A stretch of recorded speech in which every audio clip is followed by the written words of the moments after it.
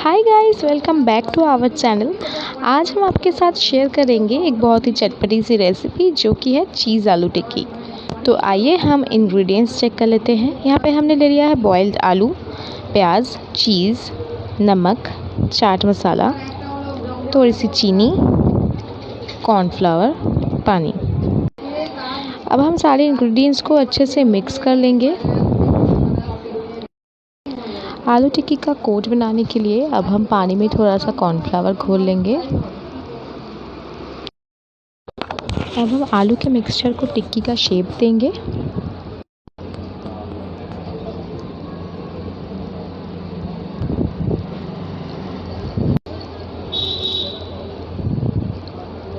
और इसको फ्राई करने से पहले हम अच्छे से जो कॉर्नफ्लावर का घोल बना के रखा था उसमें डिप करके ऑयल में शैलो फ्राई करेंगे।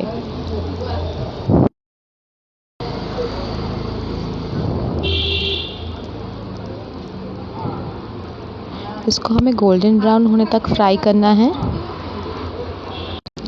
आलू बॉयल है, इसीलिए अगर हम शैलो फ्राई भी करेंगे तो ये अच्छे से हो जाएगा। डीप फ्राई ना करें तो भी चलेगा। देखिए हमारा आलू चीज़ टिक्की जो है वो रेडी हो चुका है। हम इसका प्लेटिंग कर लेते हैं।